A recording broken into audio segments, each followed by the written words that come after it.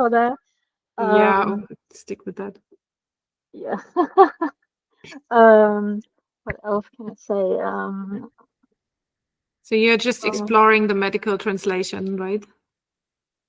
for now, Just yeah. starting out. Yes, just starting out. Perfect. Thank you, Jana. Just by the way, I started recording and I started also the transcription, just so you know. Yeah, which is why I'm not showing my face because I just washed my hair and I still have my towel on. It's completely okay, Jana. I like your picture too. All right, Angelo, I know you, Ekaterina, you know him too. Well, I've been a translator since 2016. Actually, my background is in education, but since 2016, I started translating professionally. Nowadays, I'm a sworn translator. I used to translate basically legal documents, business stuff, and because of a volunteer work for Wiki Project Mad, I started falling in love with medical translation and started studying it a lot. So I've taken some courses and all, and so now here I am, and involved in this amazing project of Kathrin and How to Speak Cancer. So I'm so excited about it, Kathrin. Me too. Thank you very much for taking me in. Oh, thank you for being part of this. I can't say enough how much I appreciate all you people. There's so many amazing people there. Yeah. Well, then let's get to Ekaterina. Would you like to introduce yourself for the viewers? Okay, thank you, Jana and Angela, for introducing yourself. And I just wanted to say that I've just started reading Kathrin's book, so I'm also excited about this. It's it's a great project. I wanted to promote it, so I'm now reading the book. And yeah, Thank you. that's a great thing. Okay, so about me, I'm a pharmacist originally. Never worked as a pharmacist because I've started translating during my last year at the pharmaceutical school and became a translator. I also studied translation for 2 years afterwards, like an additional degree. And so it feels like I've been doing that my whole adult life. Now I'm also a medical writer and content creator. I've started transitioning to medical writing about 3 years ago. So I've been delivering webinars for translators for about 10 years now because I started writing a blog, then someone contacted me about a webinar, and it just went on and on. And also at some point I thought that it would be nice to collect all the useful, helpful resources for translators somewhere. So I created this website, MyMedPharmInfo, just so that it's not lost, because when you post it in a blog, it just gets lost somewhere. And so I created this catalog where you can search for resources, and that's very interesting. That's how my book started too. I kept writing it down for me, and then I'm like, yeah, actually other people would like to know that too, maybe. And then you just make something out of it instead of just a blog, or a post. Yeah, a post is lost, like it reaches 10% of your followers in average, so you don't even spread it really wide. So yeah, perfect to find some other niche or some other way to share your knowledge. Now, I was really interested why TranslaStars is in your life. How did that happen, or what kind of affiliation do you have to them? Enlighten us, please. Okay, sure. I think I reached out to them in 2023 because my friend Pablo Muguerza worked with TranslaStars. He delivered several courses for them on this platform, let's say. And I asked him, he said it was great. So I also reached out to them to create some courses and webinars, and that's how it started. Then in 2023, also when ChatGPT appeared, well, it appeared a little bit earlier, but when everyone started talking about it, we delivered a webinar about AI, and I also started delivering courses about AI for translators, just like that. So, and now you are in the project management for the course we are going to start to talk about after this. So yes. How did that happen? How did you make the shift from being someone who talks to being someone who plans? Well, TranslaStars is a large platform. They have a lot of webinars, long, short courses for translators specializing in different area, working with different languages, and talking about linguistic aspects, terminology, tools. And Alfonso, the CEO of TranslaStars, reached out to me with the idea to create like a larger program, not separate courses for several days or several weeks, but a long program for 3 months involving many tutors to offer like a package to the students, talking about different aspects of medical translation and life sciences, and showing different tools, talking about different services that language professionals can offer these days, not only translation, but also we'll talk about linguistic validation and interpreting and project management. We'll also have a module about project management.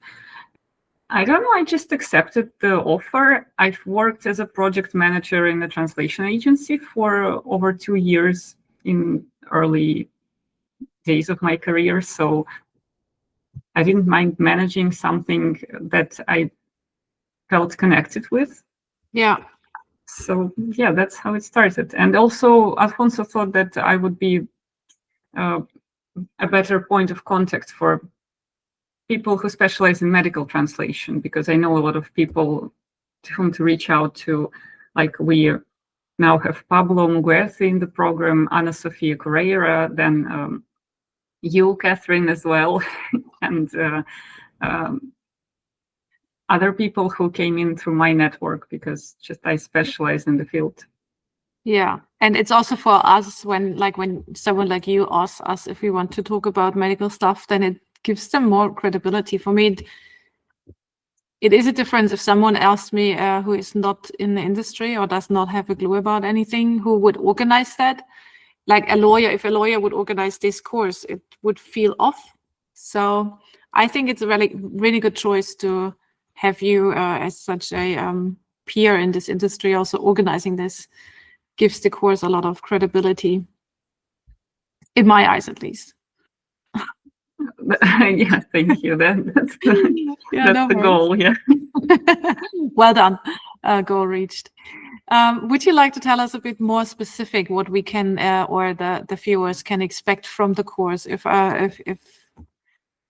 for example, Jana is just starting out in translations and medical translations, what can she expect? What is the value of the course for her? Okay, sure. So the main goal of my goal is to make this program really valuable and practical. So it will highlight different areas where translators work in life sciences, pharmaceuticals, clinical trials, medical devices, and also some intersecting areas like nutrition, beauty genetics. Was there too, right? What was there beauty products as well? Cosmetics? Yeah, cosmetics. Yes. Yes. Yeah, that's true. Yes, and on the others, so we have tutors who specialize in these areas, who work with these documents, who work with clinical trials. For example, talking about clinical trials, people who work with pharmaceutical documents, talking about pharmaceuticals, and so on. And on the other hand, we want to show and provide some knowledge and guidance on developing different services. Like I've mentioned the project management module, because I think it's like a way to diversify or develop your career in life science and medical translation in localization. We'll also talk about software localization and user interface, and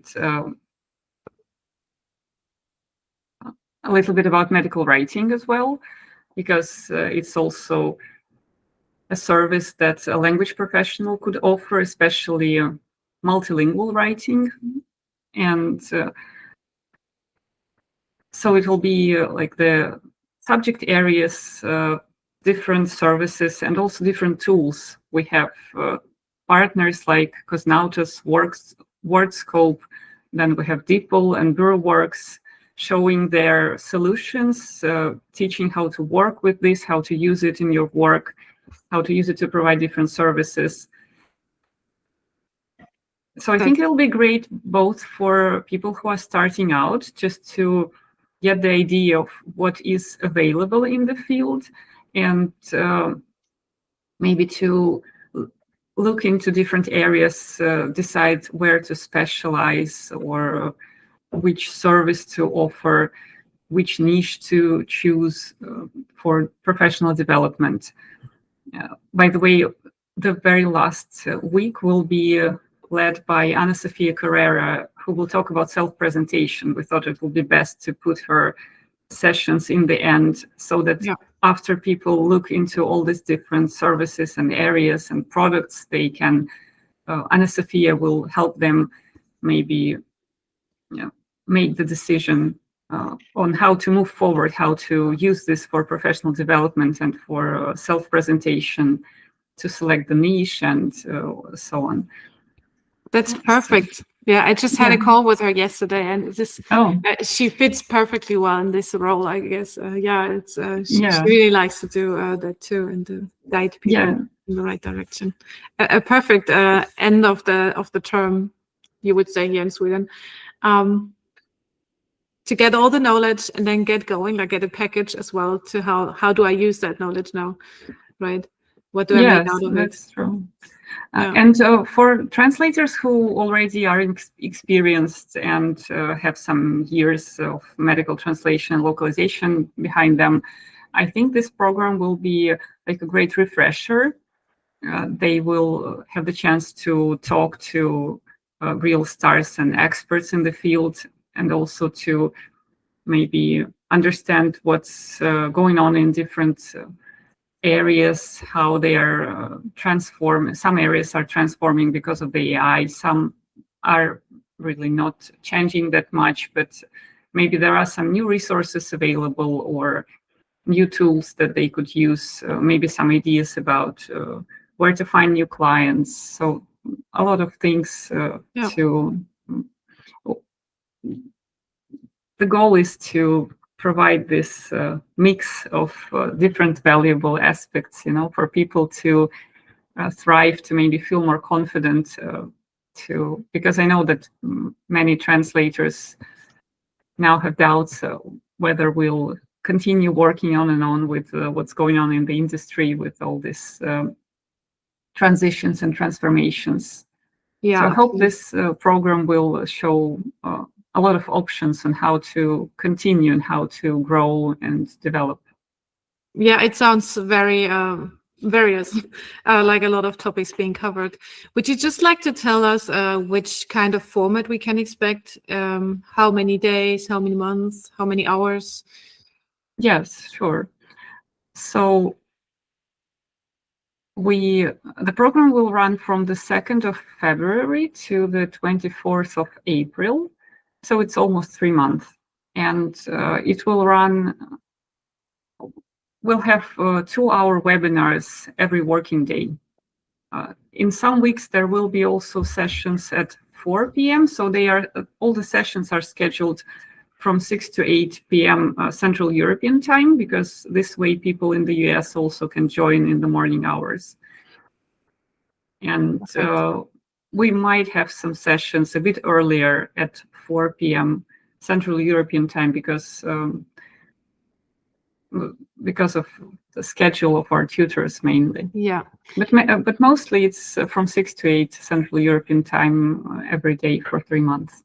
And will they be recorded in case I can't join? Like if I have an appointment? Yes, sure. Yes. Sure, yeah. We have students from Japan, for example, who can't join anyway. They'll be watching the recordings. And of course, yeah, our TranslaStars students are mostly working professionals. They have busy schedules, families. So of course, there will be recordings and everyone can complete the program in their own pace.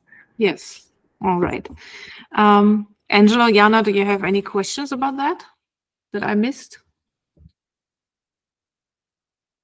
No, but I knew they were being recorded because I already read through a little bit.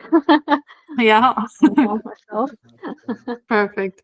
Oh yes, there's one question, or a hint maybe. I'm also working from English, German. Are there other languages covered in the course? That I think that could be interesting for the ones listening to us. The audience, like TranslaStars students, come from different countries, and mostly the program will be in English, but we will have several sessions focused on language pairs, just a few of them. Kathrin will cover English to German, and we'll also have English to Spanish and English to Italian. But and also as a bonus, tutors will provide like links or recommendations of multilingual resources in their respective in their subject areas that they're covering, for example, so that people who work with different languages can know where to look for terminology. And then there was also the fact that the students can write to us tutors afterwards if they have any more questions. Maybe that would also be interesting if you think about joining the course. That's true. Yeah. But then it's applicable to all TranslaStars courses and to this program as well, especially with many people watching the recordings, at least maybe not the whole program, but some of the sessions. Yeah. There is the option to contact the tutor directly after the webinar and ask the questions. If you've missed the live session, that's always an option, yes. Yeah, it's very helpful. It's good to know, I think. Now, something that is really interesting for me is that we keep hearing TranslaStars, AI, and all this discussion about it. Is AI, do we want to talk about it or not? I'm really interested in how to combine AI and medical translations and writings, because I think you can be very efficient if you do it right. Combine like using AI, but I would like to know what is your approach with TranslaStars and the course? Well, I think the general idea is to offer the options, offer AI-based tools, talk about them, discuss how they can be used, but also the program is not only about AI in medical translation. The conventional translation and all the aspects that are not related to AI will also be covered by our tutors, because they're still also important, like terminology, some regulations. I don't know, but AI, the purpose is to show different tools available and show how to use it. TranslaStars is And that is within the courses, like when I give a course and then I would say, I use this and this tool to make this and this easier, or is there a special program for AI use in medical translation? There will be sessions about different tools, like DeepL will talk about their solution, then Francesco Saino will talk about AI in interpreting, including medical interpreting, because, for example, conference interpreters use some AI-based tools, and I'm not an interpreter, so I don't know much about that, but Yeah. I know that there are options to streamline the processes using AI, not replacing human interpreter with the AI, but still using it somehow. Then also AI tools for medical writing. I think it's a very good mix. As a medical writer, I use AI at different steps of the process. Then medical writing is just something. Oh, yes, we'll also have Ayla talking about some AI-based tools for project management as well. And yeah, I feel like I'm forgetting something, but it'll come to me in a minute. Yeah, no worries. Yeah. So when I see the advertisements on LinkedIn, the posts, it appears very AI heavy, the course, but you're saying it's actually not. It's like just a balance. We include it because that's part of the game these days, but it's not like mainly about how to use AI in the course, right? In medical translation, right? Yes, that's true. We will be sharing more updates in November and December, talking about different sessions in detail. And I think it will be more clear that the program is not only about AI. It's just, it's like inevitable part of translation and localization work these days, I think. Yeah. So it would have been maybe even stupid not to talk about it. And of course, it's this new component that we still have to master, and I know that many language professionals still are not very proficient in AI and not maybe open to it. Yeah, maybe because they don't understand fully what it's capable of and the limitations. I think it's more the fear to be, how do you say, replaced. Yes, maybe. But I believe that's my very personal belief. You will only be replaced if you don't keep up with things. Like, you have to be teaching yourself. You have to get into it, and that's why I think this course is very great balance, so that you still learn the basics, but you also learn how to use the basics these days with the tools we have. I love that approach, really, because that's what AI is for me. It's a tool which helps me to get more efficient and to be faster, but it's still my brain using it, and it's still my ideas and everything that I communicate, even when I have help, like when I have a post which I created with the help of AI, it's still me writing it. It's just, I like the polish function. I really like to I must admit I'm really bad at typing, and I switch my my keyboards between the Swedish, the English, and the German one, and I always have those typos, the really annoying ones when the Z and the Y is exchanged. It takes me ages to correct that. So I love the polish function. It's like, yeah, okay, just polish it, please. It's just way faster and way more efficient. And that's the tiny things that AI can help you to be really faster and more efficient. Or like, yes, that was a question I had. Will SEO be covered, like search engine optimization, in the course? Yes, I think it will. I'm now speaking with one potential tutor, but we will have a session about SEO because it's such a powerful instrument, and clients need people who are knowledgeable in this area. It can be used in writing. It can be used for localized materials as well. And it's not really that complex. You just need to understand it, I think.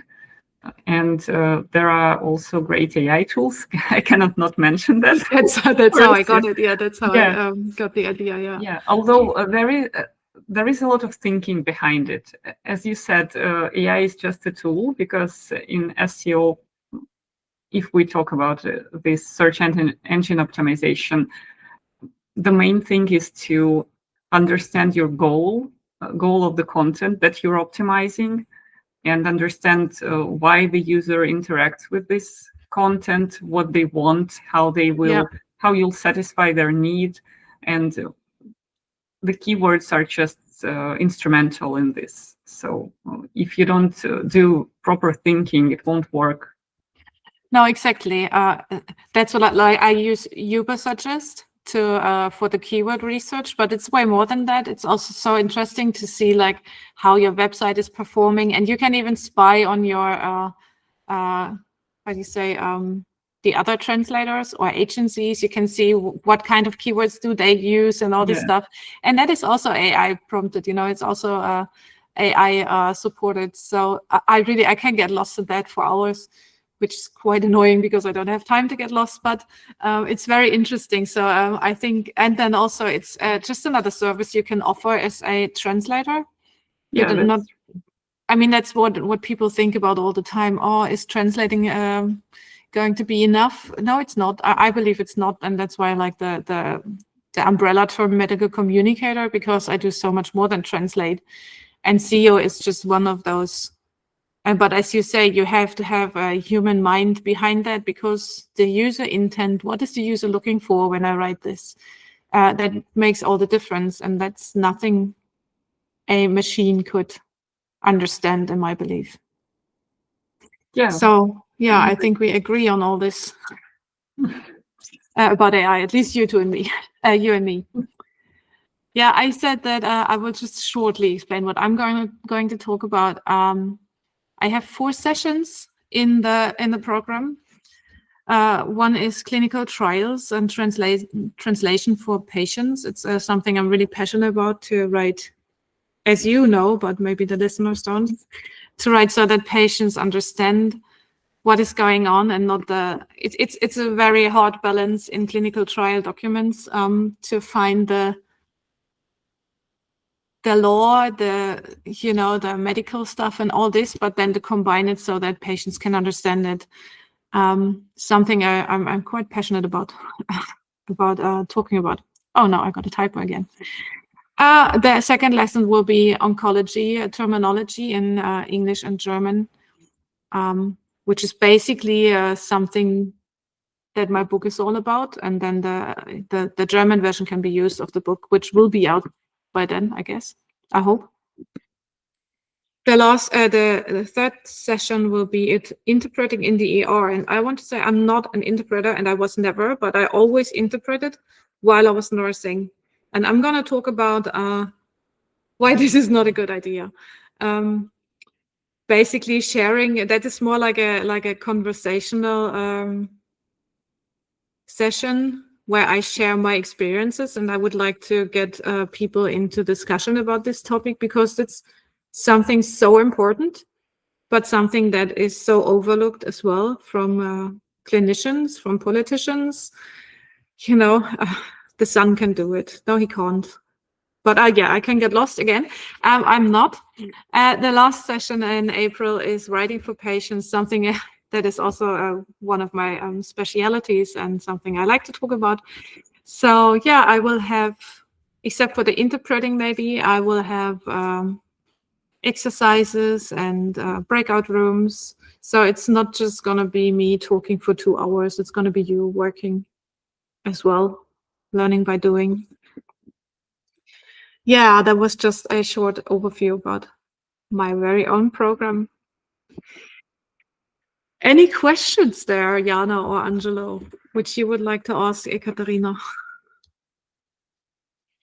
No, but when you said earlier the AI, I didn't want to interrupt, but one of the speakers at the MedTranslate, he said something similar at the end, that we compete against people who are using AI better than we are, kind of more or less, and not against AI. Something Yes, like that.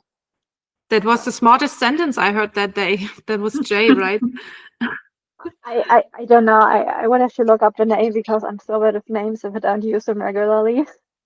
Yeah, it was the first one after the keynote, and that was Jay, and he built all this AI stuff up, like, oh my God, we need to be so afraid. And then in the end, he's like, no, you're not. You just need to know how to use it and how to compete against those ones who use it. Just stay on track. It's a very good point, Jana. Yeah. Ekaterina prepared a nice surprise for us, for those ones who listen here. Would you like to tell? Yes, we've created a discount code for 30% of the master for you, for those who attend today and watch the recording. It's valid until the end of Friday, and it's... can I type it in the chat, or I don't know? Yes, you can type it in the chat. It's live 30, so very simple. Just the word live and 30. Perfect. So that's the code in case you decide to join now. And amazing. So I just had an afterthought about AI again. Yes. If we still have the time. Yes, we have time. Go for it. About it. Yes, I've been seeing some articles that AI turned out not to be as efficient as big corporations wanted it to be, that some companies are dissatisfied with the results. You know, they try to measure some KPIs on whether they really save time or save money on that. But I believe that, and they don't get satisfying outcomes.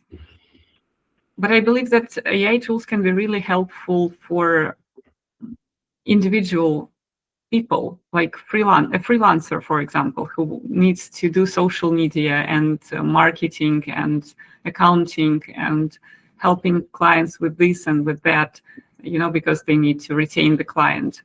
That's where AI really saves time and helps do things when you're tired, for example, but you still need to write the email or post something or polish something. Yeah, I think that's where all the efficiency comes in. It's not, I don't know if you can measure it, but if you can measure it with saved efforts, then it's really, really efficient. And another thing that I always mention when I talk about AI tools, because I have a course and a module in the Master in AI about different AI tools, that today we have a lot of tools that help diversify and provide different services as one person, because, for example, AI will do perfect transcription for you or voiceover.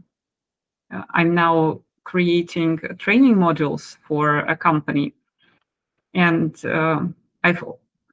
they mentioned voiceover. I recorded a couple of audios with AI, and they said, yes, we'll do it. It's just, it offers like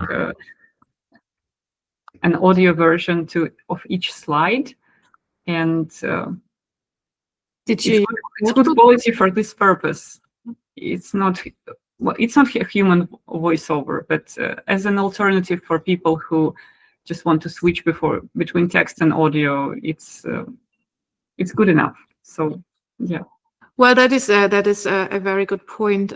Two things. As you say, as a freelancer, we have to be so many roles. We are not just the translator. I wish I could just do the writing and the translating, but there's so much more to it.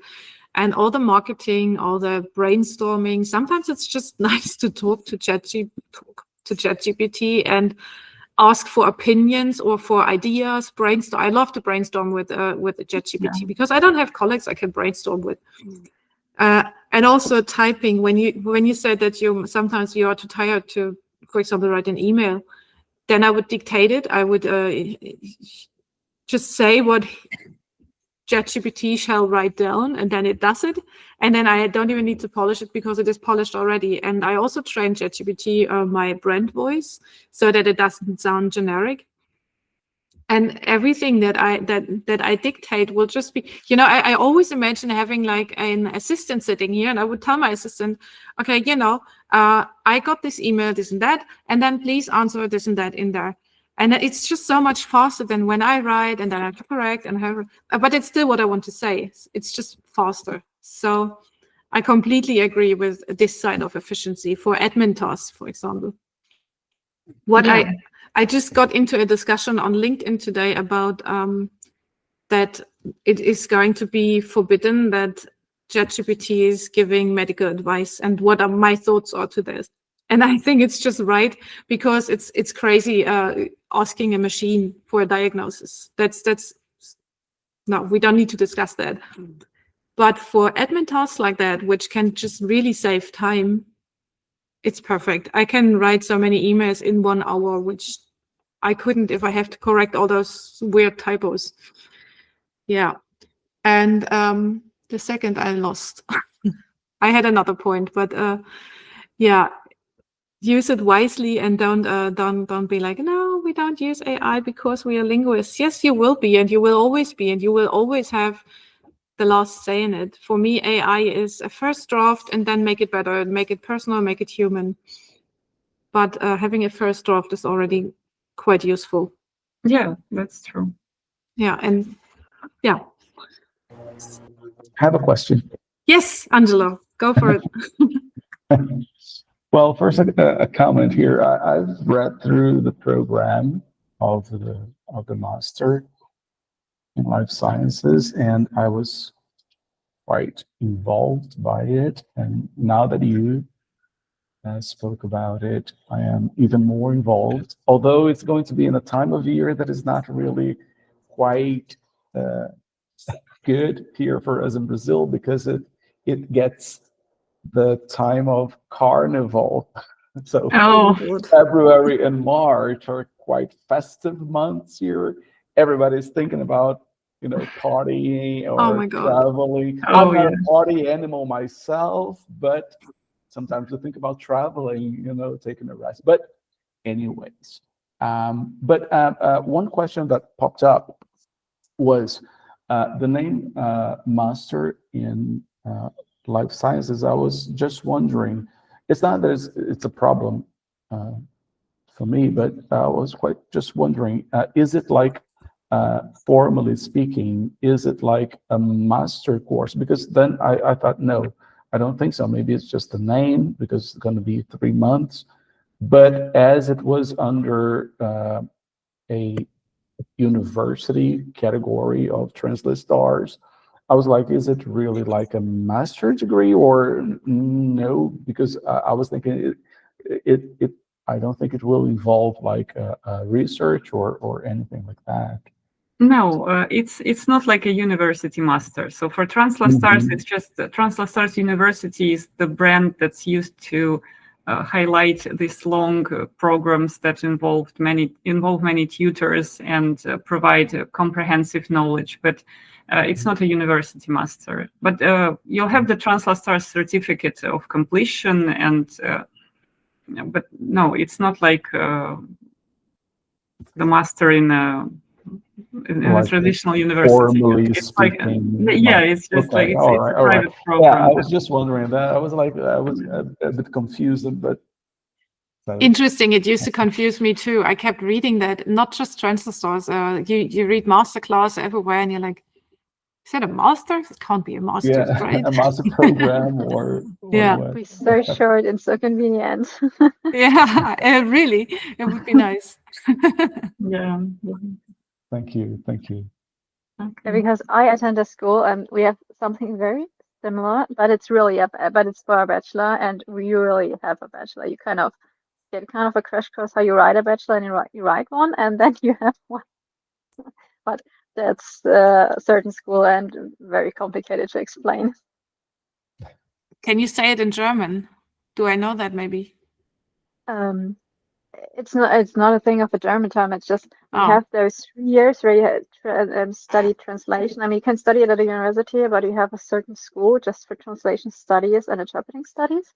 And due to what we learn, And since it's so similar to a real university and they can do a bachelor, we have something similar. We can just do a bachelor kind of as an extra if you want, or we can not do it. So Yeah, sounds it's interesting. very easy. Easy is good. All right, guys. Yes? One thing I'm wondering, the sessions are being recorded. How long can you watch the recording? I mean, can you re-watch it after the end of the course? Again, like if you said, oh, there was one thing I have a question about and I want to re-watch it again because to enlighten me or something. Is it Yes, possible? yes, you'll be able, I think it's like a lifetime access in your account. You'll have the recordings to watch. Okay. That's what TranslaStars does for all courses. So Okay, perfect. Perfect. and you can also complete the master later when you can. So there's no deadline for this. And Okay. how do you prove that you did all the courses to get the certificate? Do you have like a test at the end, or is it based on trust? There is a survey. I don't know, maybe somehow the learning management system records that you watched all the sessions. I don't know how it works, but there's a learning management system. So it's not like it's not uploaded just to a cloud storage. So yeah, you know, when you go to Udemy and then you can actually click that you saw all the lessons to get the certificate. But I mean, that would be the point with it. I don't think it works like that on TranslaStars, but yeah. No, it would make sense to have it more. But I mean, you can just watch it and do something else in between, or just, I don't know. So I mean, sure.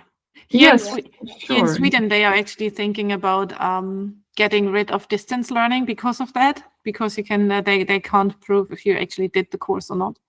So when I studied Swedish, I had like a hybrid module where I would learn a lot at home and then go once per week in school, which you can then still prove that you learned something. But many courses here used to be only online, like also university courses, and which is great because we have so long ways to get to a university. Like my kids, they have 1 hour to drive to school.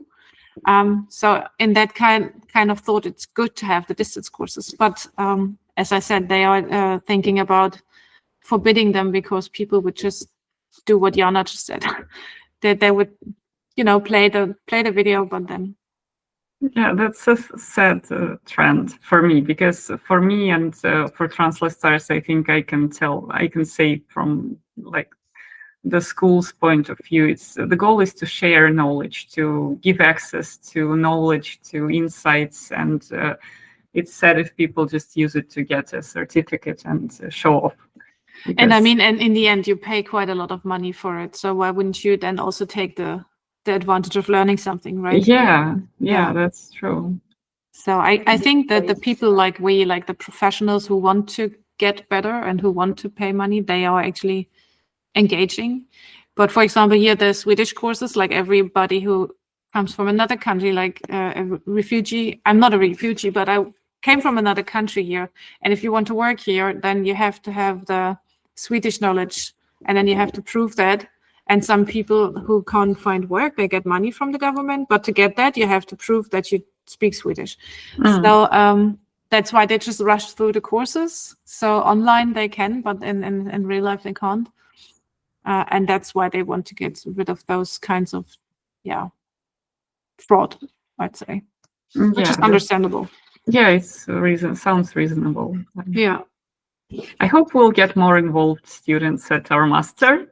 That's what I usually get at TranslaStars. People really want to interact and answer questions, do the exercises. So, yeah, I'm really looking forward to this. This is going to be the first time that I'm going to have a course like that online.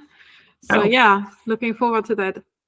It's very rewarding because I think a translation industry still, it's not a very large industry. So there is like this sense of community, and especially for freelancers, when people get together, be it a conference or a webinar, there's always this sense of networking and community, because it's hard to find someone in your real life to talk about medical translation. That's so true. I found that in France at the MedTranslate. I was like, oh wow, there are so many people who know what I'm talking about. It's amazing. Yeah. That's true. I really enjoyed that. Yeah. Awesome. Well, are there any more thoughts you would like to share, or any last questions? Yeah. Yep. Let's go for it. Let's go for it. It sounds amazing. Okay. Perfect. Then thank you, Ekaterina, for telling us all about the course, answering our questions, and for the surprise at the end. I will put that in until Friday, you said, right? Yes, until the end of Friday in Central European time. Yeah. Perfect. Then I will put that in my post as well. Okay. Awesome. Thank you so very much. Thank you, Kathrin. Have a nice rest of your day. Thank you for having me. Thank you, Angelo and Jana. Have a great day. See you then. You too.